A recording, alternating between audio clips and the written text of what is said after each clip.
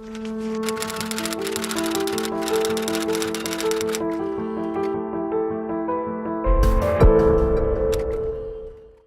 lagi dengan Opung Parabelak di Pro Kontra, di mana setiap narasi memiliki sudut pandang berbeda, tergantung bagaimana Anda menilainya, dan Anda tidak perlu merasa berdosa sama seperti Rocky Gerung yang tidak merasa berdosa datang ke pelantikan para menteri.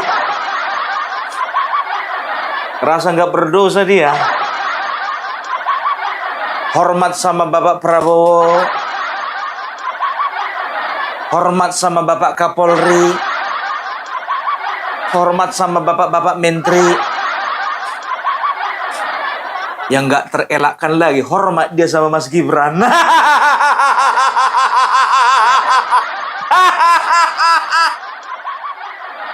Tapi gimana pun juga, walaupun Rocky Gerung ini muka tembok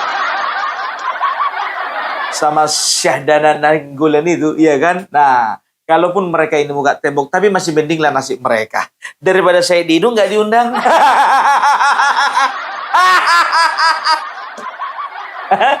Percuma dong pertemuan di Hambalang kemarin.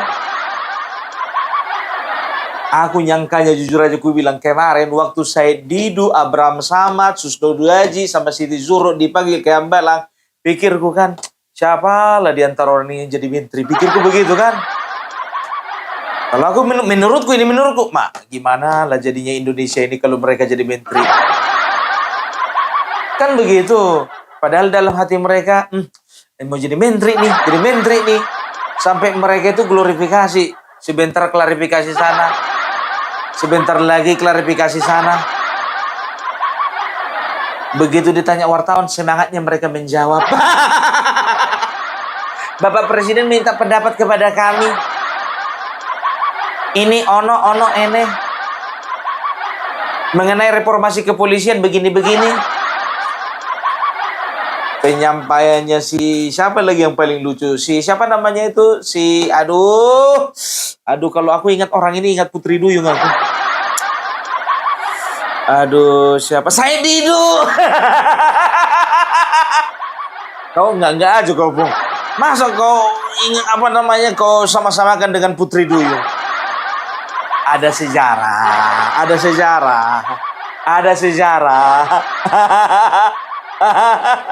Putri Duyung khusus di PIK. Baru kejadian di Pantai Indah Kapuk di Ancol kelihatan Putri Duyung. Begitu didekatkan kamera, nggak taunya kakeknya. Ada kejadian. Jadi hubungannya sama saya Didu apa mau? Nggak ada sih. Nggak ada hubungan apa-apa sih, cuman ingat aja. Sama kayak kalau misalnya kita ngeliat Rocky Gerung kan kita ingat bajingan tolol lah. Kayak gitulah seolah-olah. Kasih hormat mereka berdua, Syahdana Nainggolan sama siapa namanya Rocky Gerung sama Mas Wapres. Aku masih ingat kemarin Syahdana Nainggolan mengatakan apa? Mulai dari sekarang ini kita lihat nanti 4 bulan lagi, itu Gibran akan hilang dari peredaran. Kira hilang dari peredaran lah, apamu itu hilang dari peredaran? Bukannya hilang dari peredaran Syahdana, itu kemana-mana dia biar tahu muncul di peredaran sana, muncul makin rajin nongol di peredaran. Ibaratkan satelit, gak bisa diam. Emangnya kayak sebelah sana, kayak planet Pluto, tiba-tiba udah gak jadi bagian dari tata surya. Udah gak kelihatan lagi hilalnya. Inilah yang membuktikan bahwasanya Bapak Prabowo sama Mas Gibran itu masih satu paket. Masih satu paket lengkap. Masih kuat secara politis. Ini secara politis ya, aku bilang sama kalian ya. Bapak Prabowo sama Mas Gibran itu gak ada masalah. Sampai sekarang. Lihat aja kemarin yang diangkat. Hasan Nasbi, Kodari, Teddy masih di dalam, kan begitu. Nggak diangkat sih, Teddy masih di dalam. Satu lagi, siapa lagi itu namanya? Dudung, ya kan? Semuanya itu kan orangnya Jokowi. Ini secara politik loh ya. Secara politik. Aku bicara secara politik ini, ya kan? Coba bayangkan, kalau misalnya ada permasalahan antara Bapak Prabowo dengan Bapak Joko Widodo, ya kan? Nggak mungkin mereka ini diangkat. Kalau sebelah sana berpendapat ya, bahwasanya Bapak ini kan isu reshuffle kan sudah terjadi, sudah terdengar beberapa minggu yang lalu kan begitu kan? Nah, mereka ini udah siap-siap mengglorifikasi nih. Kalau sempat ya di antara mereka ada yang jadi menteri, ini mereka bakal ngejek-ngejek, Termul dapat apa? Termul dapat apa? Ternyata bukannya malah berkurang Termul, nambah satu. Hasan Nasmi, iya kan? Biar tahu kalian Hasan Nasmi tadinya masuk, keluar masuk lagi, kayak pengantin baru aja. Jadi Bapak Prabowo itu orangnya objektif. Mau dia titipan siapa kek, mau dia titipan siapa kek, mau dia titipan siapa kek. Kalau memang nggak cocok rasanya, maka itu akan dibuang. Budi Gunawan dibuang. Padahal itu titipan kakaknya itu. Ya kan? Hendrar Priyadi begitu juga. Tapi lihat Jumhur yang kemarin waktu zaman Bapak Joko Widodo dipenjara selama 10 bulan gara-gara masalah undang-undang cipta karya. Mantan Nabi jadi menteri. Tapi jujur aja aku bilang Jumhur ini kayaknya bukan bagian dari saya Didu deh. Memang betul kemarin beliau itu kritis kepada Bapak Joko Widodo, apalagi bicara tentang perburuan. Kan begitu. Nah, disinilah menunjukkan bahwasannya Bapak Prabowo tidak disetir siapapun. Kan begitu. Tapi kayaknya aku nggak melihat itu ada glorifikasi dari pihak sebelah sana. Jumhur teman kita. Jumhur teman kita. Jumhur itu temannya Bapak Rocky Gerung dan temannya Sadana Nainggolan. Karena mereka ada sama-sama di kami. Apalagi Sadana Nainggolan, kalau Rocky Gerung kayaknya enggak. Sadana Nainggolan dan juga Pak Jumhur ini. Kan begitu. Koalisi, aliansi menyelamatkan Indonesia ada di kami. Makanya Sadana Nainggolan diundang. Rocky Gerung begitu juga, diundang juga. Karena pertemanan. Ingat ya, karena pertemanan. Bukan karena ini sinyal-sinyal mau masuk kabinet. Lihat aja mereka pakai batik, bukan pakai jas. Iya kan? Tapi tolong dulu, tanya dulu sama Rocky Gerung, mana tahu dia bawa jas di dalam mobil. Mana tahu dia berharap, ya kan? Aku bawa jasku, ya kan? Mana tahu nanti tiba-tiba berubah hatinya Bapak Prabowo. Jadi aku yang megang KSP. Nggak taunya Pak Dudung yang jadi KSP. Aduh, tapi nggak apa-apa lah. Ya, namanya juga bermimpi, ya kan? Tapi jujur, gue bilang sama kalian kemarin, Rocky Gerung, nggak tahu aku sebelum pelantikan atau sesudah pelantikan, dia tiba-tiba mendadak muji-muji Bapak, Mas Gibran. Katanya, ya kan? Ya Mas Gibran ini harus nyapres. Masa cawapres mau nyawapres lagi? Harusnya ditingkatkan lagi dong ambisinya. Ini nampaknya ini mau meja belah ini. Ku bilang sama kau Rocky Gerung, ya kalau Bapak Prabowo 2 periode, Mas Gibran itu tetap jadi cawapres. Sampai sekarang belum ada tanda-tanda yang melihat bahwasannya mereka sedang bermasalah, enggak. Justru saat ini, ya Mas Wapres itu lagi sibuk menerima tugas dari Bapak Prabowo, apalagi masalah Papua. Coba tengok 3 hari beliau di Papua. Kalian kira perintah siapa itu? Kalian kira perintahnya Ahmad Kosinudin? Bukan, perintah Bapak Prabowo. Kau Bung Parbilak ini beda segmen ini. Jangan kau kait-kaitkan Ahmad Kosinudin. Kita nggak ngomongin ijazah palsu. Hati-hati kau Bung Parbilak.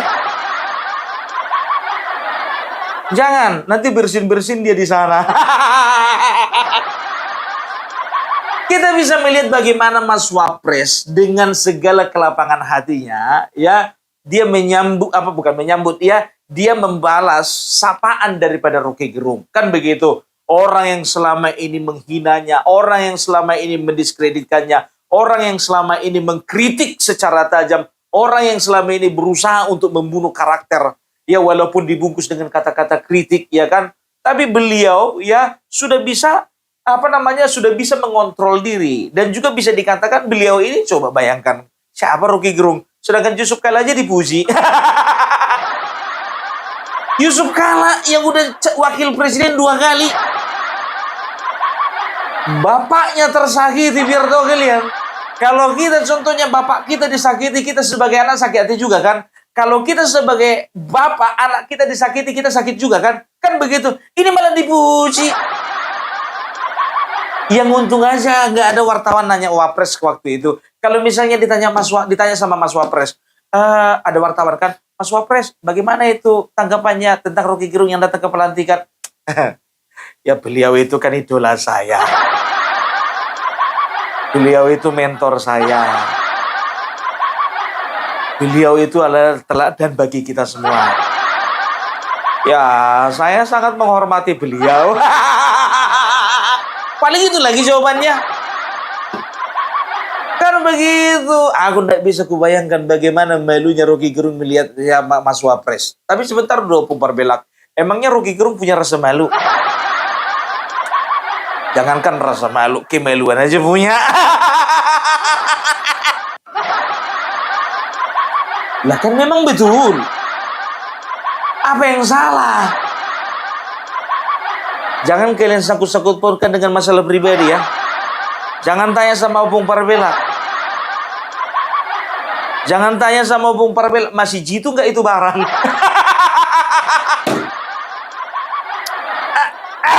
Yalah. Rasa malu. Kuralat ya punya rasa malu. Ya kalau masalah yang itu ya semua orang juga punya. Gak usah dibahas lagi lah Bung Parpelak. Gak usah dibahas.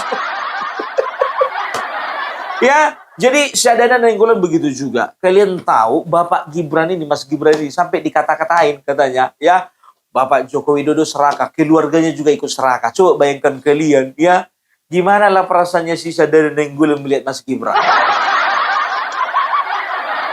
Ya, coba bayangkan ya, katanya anaknya dijadikan wakil presiden, menantunya dijadikan gubernur. Semua orang berhak untuk dicalonkan dan mencalonkan lapet. Kau kalau memang paten, kau mencalonkan diri kau. Jangan sok-sokan kau. Minta maaf lah dulu nih, kadang-kadang orang ini sebagai pengamat, ya pengamat politik, sebetulnya kehidupan mereka sendiri pun juga masih perlu dia amati.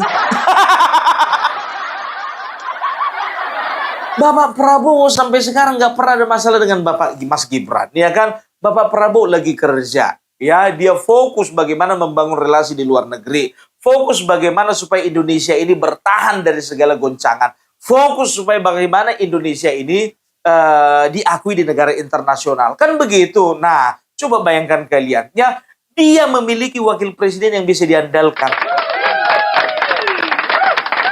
Apa nggak senang beliau? Bukan cuma sekarang, untuk elektabilitas pun juga Mas Gibran masih bisa diandalkan. Kalian tahu kemarin salah satu pentolannya Partai Amanat Nasional mengatakan apa? Ya, kalau sekarang ditanya siapa calon wakil presiden yang masih mumpuni, yang masih paten, yang masih hebat, masih jago, yang elektabilitasnya paling tinggi, ya kita nggak bisa pungkiri, ya namanya adalah Mas Gibran. Selama pamornya Bapak Joko Widodo masih tinggi, ya nggak ada calon lain yang lebih kuat daripada Mas Gibran. Kecuali nanti ada perubahan, ya ada perubahan, baru kita berani untuk mencalonkan ketua umum kita atau kader kita untuk menjadi wakil presiden. Mereka aja nggak pede. Kemarin di awal-awal beberapa bulan lalu pede. Wakil presiden, ya kan, semua partai menyodorkan wakil presiden masing-masing. Coba, PAN wakil presiden, PKB menyodorkan wakil presiden, Golkar begitu juga, kan begitu.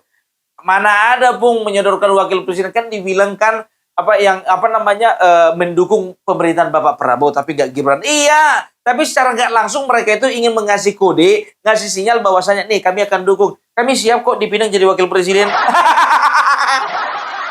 Dan waktu itu jujur aja gue bilang sama kalian, kalian periksa konten-konten Opung Parbelak. Gue bilang sama kalian kan, perhatikan aja. Isu ini, rumor ini cuma bertahan cuma 3 hari. Ternyata betul cuma 3 hari. Makanya ya pengurus dari Partai Amanat Nasional mengatakan bahwasanya konyol untuk membicarakan siapa wakil presiden sekarang yang cocok untuk Bapak Prabowo selain daripada Mas Gibran.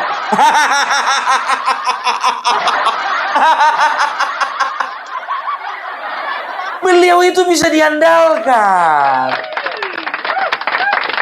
Beliau muda, betul. Kurang berpengalaman di bidang pemerintahan pusat, betul. Tapi justru di sinilah beliau belajar. Kan kemampuan seseorang diukur juga dari bagaimana dia menangkap sebuah pelajaran, kan begitu. Daya tangkapnya bagaimana, disiplinnya bagaimana, antusiasnya bagaimana, kan begitu. Semuanya akan berproses dengan cepat kalau memang mau belajar. Kan begitu. Gimana Forum Purnawirawan masih mau memakzulkan? Ada rencana? Forum Purnawirawan kemarin dia fokus untuk memasukkan Gibran. Sekarang mereka berlomba-lomba untuk ke CLS. Gagal CLS di Solo, mereka mau mengajukan CLS di Jakarta. Gimana lah orang ini ya kan? Mananya? Satu proyek belum selesai, bahasa mau menghandle proyek yang lain. Ini proyek masukkan Gibran ini masih belum selesai ini loh. Gimana? Masa mau langsung ke ijazah? Satu-satu dong.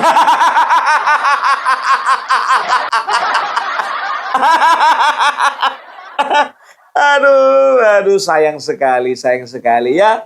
Tapi itulah dia ya. Kalau misalnya kemarin Mas Gibran tidak hadir di pelantikan, katakanlah tiba-tiba dia diare. Katakanlah. Ini pasti framingan orang ini macam-macam. Lihatlah itu. Gibran sebentar lagi di reshuffle. Wakil presiden di reshuffle. Mereka pasti senang sekali itu. Karena apa? Maunya mereka di setiap momen ada Mas Gibran di samping. Kan begitu. Pelantikan ini, peresmian ini, pidato ini. Maunya Mas Gibran itu di samping. Emang Mas Gibran kayak wakil presiden yang lain gak punya kerja? Yang lain itu kerja juga, tapi ini kerjanya lebih berat. Apalagi beliau kan sekarang dapat tugas memantau bagaimana perkembangan di Papua kan. Itu dia ya. Gimana Deddy Sitorus ada rencana pindah ke Papua? Pilih di mana? Di Papua atau di IKN? Ini Deddy Sitorus kemarin masih juga ya kan geledek-geledekin Mas Gibran itu. Dibilangnya lah Mas Gibran itu lebih baik ke IKN kan begitu. Padahal tahunya aku tujuannya ya kan biar Mas Gibran ini gak usah keliaran. Dia lihat ini Mas Gibran ini gak bisa diam ini. Bahaya nanti nih. Kalau sempat dia menjadi calon wakil presiden, contohnya dia yang paling kuat, padahal kami mau mengajukan orang, bisa kalah pamor kita. Ya, Mas Gibran itu terlanjur dicintai oleh rakyat. Coba aku bilang sama kalian, di mana di daerah di Indonesia ini, di provinsi mana, di kabupaten mana, orang yang menolak kedatangan Mas Gibran? Coba tunjuk. Mulai dari Aceh sampai ke Papua, dari Sabang sampai Merauke, dari Miangas sampai Pulau Rote, kedatangan Mas Gibran, ya, itu adalah lambang daripada kehadiran negara. Ya kan? Makanya aku bilang ini kolaborasi yang klop. Ya, Bapak Prabowo ngurusin luar negeri, Mas Gibran ngurusin dalam negeri. Makanya, ya, kalau bicara tentang Deddy Sitorus, ya kan, yang nyinyir-nyinyir itu ya kan, ya, itu urusan Mas Gibran, nggak perlu Bapak Prabowo itu. Deddy Sitorus, Ferry Amsari, Saiful Muzani dan yang lain-lainnya sebagainya itu nggak usah Bapak Prabowo nggak usah turun tangan, biar aja Mas Gibran yang turun tangan. Paling gitu juga nanti jawabannya gimana Pak tentang Ferry Amsari, tanggapan Bapak tentang Ferry Amsari ingin membicarakan masalah pemakzulan presiden. Beliau itu kan idola saya.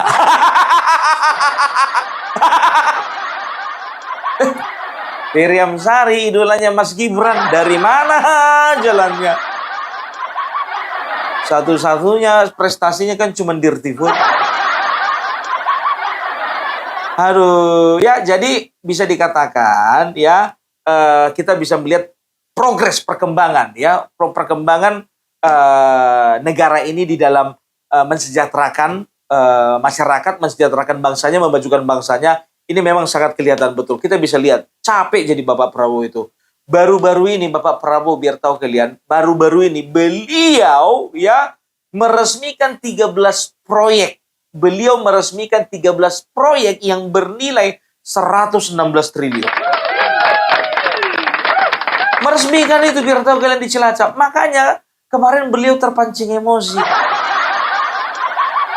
Apa dibilangnya? Ya kan beliau bilang gini, untuk yang bikin-bikin gaduh silakan pindah ke Yaman. Disuruhnya orang pindah ke Yaman.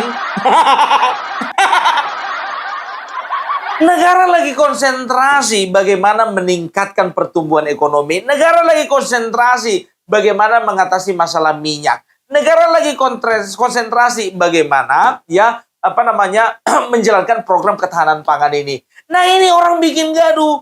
Coba presiden mana yang berprestasi, presiden mana lagi capek-capeknya mau dimaksudkan. Bapak Prabowo lagi capek.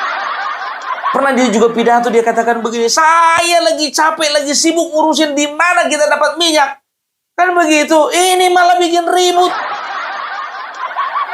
Bapak Prabowo yang nyari minyak kemana-mana di luar negeri biar tahu kalian. Ini orang yang pakai minyak, gak tahu diri. Ngomongin masalah maksulkan. Hati-hati ya, pemerintahan kita ini sedang diganggu oleh pihak asing, ya. Pihak asing yang memakai tenaga kerja lokal. Influencer, tokoh politik, tokoh agama. Bayangkan tokoh agama. Siapa yang membiayai? Ya, udah pasti yayasan luar negeri. Kan begitu kan? Dimasukkanlah uangnya itu, dananya itu ke yayasan dalam negeri. Ya kan? Tahu kalian 2026 sampai 2028 ada sekitar 200 miliar yang digelontorkan. George Soros. Masuk uangnya. Dia mau bikin lagi tahun 98. Kejadian tahun 98 mau bikin lagi di Indonesia ini biar tahu kalian. Tapi itulah dia ya. Oleh karena kepercayaan masyarakat ya terhadap pemerintah, maka semua hal-hal buruk yang ditaburkan oleh para pembenci-pembenci pemerintah ini yang merupakan ante-ante asing yang dibilang Bapak Prabowo akhirnya bisa terkendalikan. Itu kemarin serangan juga sama Teddy biar tahu kalian, ya kan? Diseranglah dibilang Teddy itu mata-mata. Siapa yang bilang? Rama Sarita. Makanya makanya pengaruh Bapak Jokowi itu masih melekat kepada kepada Bapak Prabowo karena apa? Di situ ada mata-mata namanya Teddy. Ini kan kurang asam ini. Teddy itu waktu itu masih asisten ajudan waktu 2014 sampai 2016. Nah, 2020 kalau nggak salah beliau menjadi ajudannya Bapak Prabowo. Emangnya waktu Bapak Letkol Teddy ini menjadi ajudannya Bapak Prabowo, emang di situ udah ada ancang-ancang Bapak Joko Widodo untuk membentuk atau untuk merencanakan Bapak Prabowo ini jadi presiden? Kan enggak. Ya kan begitu ya. Karena memang apa? Ya, waktu itu kan juga rencana Bapak Joko Widodo ya, waktu itu beliau mendukung Ganjar. Lama-lama kalau bisa Prabowo wakilnya Ganjar. Lama-lama dukung Prabowo aja, Ganjar enggak. Kan begitu, kan berproses seperti itu. Ini kan terlalu dangkal otak-otak seperti ini. Makanya aku bilang ya, hati-hati pemerintahan Bapak Prabowo ya. Ketika seorang raja, ya ingat permainan catur, ya sangat sulit untuk mematikan raja. Dimatikan dulu pionnya, dimatikan dulu bentengnya, dimatikan dulu kudanya, dimatikan dulu mesaknya, baru matikan raja. Gak ada ceritanya mematikan langsung rajanya. Ada pernah kalian main catur, langkah pertama langsung mati raja. Berarti kalau memang langsung mati berarti kena santet itu raja. Kemarin diserang Bapak Joko Widodo, tujuan nyerang Bapak Prabowo. Kemarin diserang Mas Gibran, tujuannya untuk nyerang Bapak Prabowo. Diserang lagi orang-orang dekat Bapak Prabowo seperti Letkol TNI, tujuannya untuk Bapak Prabowo. Kan itu di awal-awal aku bilang kan sama kalian, tidak ada sebetulnya tujuan mereka menyerang Gibran. Tujuan mereka menyerang Gibran, tujuan akhirnya adalah Bapak Prabowo. Golnya adalah Bapak Prabowo. Jelas kan? Saiful Mujani, Ferry Amsari, Islah Bahrawi, Sukidi waktu itu menyatakan, merencanakan, membicarakan, mendiskusikan. Bukan hanya tentang pemakzulan Mas Gibran, tapi pemakzulan Presiden. Ini perlu diwaspadai ini. Ya, makanya mereka itu makin keras sekarang. Karena apa? Karena Wakil Presiden sama Bapak Presiden kayaknya makin lama makin gak bisa dipisahkan. Udah kayak bapak sama anak. Dikit-dikit Mas Gibran, dikit-dikit Mas Gibran. Kalau zaman Bapak Joko Widodo kan, kalau ada urusan ini, oh kirim menteri ini. Urusan itu kirim menteri itu, kan begitu. Ya kan, lebih banyak bergerak menteri sosialnya, kan begitu. Nah sekarang, ada bencana alam di mana-mana. Biar tahu kalian, yang paling sering dikirim itu Mas Gibran, bukannya menteri sosial.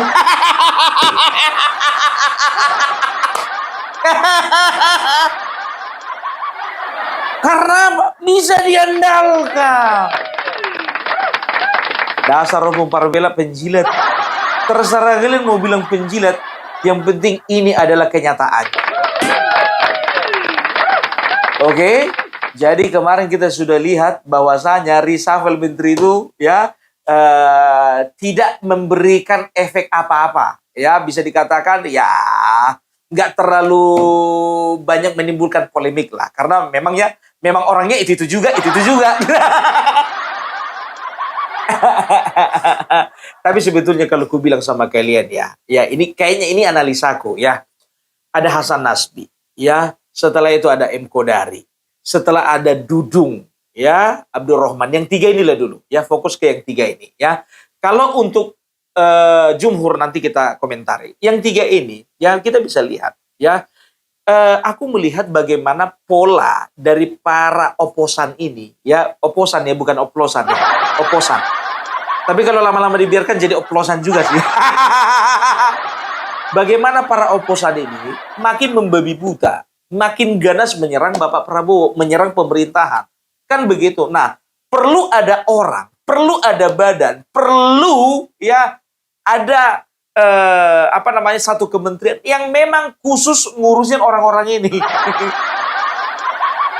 Karena apa? Karena media sosial itu ya itu menjadi alat yang sangat mudah untuk merusak kepercayaan masyarakat kepada negara, merusak kepercayaan masyarakat kepada pemerintah, merusak kepercayaan masyarakat kepada presidennya. Karena apa? Ya karena dengan masifnya mereka menyebarkan berita-berita ini, narasi-narasi sesat ini, gitu loh.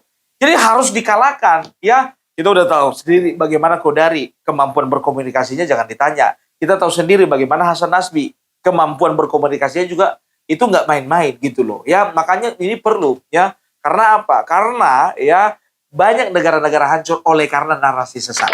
Banyak. Jadi perlu orang-orang seperti itu. Kalau bisa Pak Prabowo, nomor teleponku ini ada di apa? Di deskripsi. Enggak lah. Opung Parbelak ini kan seperti Islah Bahrawi. Sudah mewakafkan hidupnya untuk Indonesia.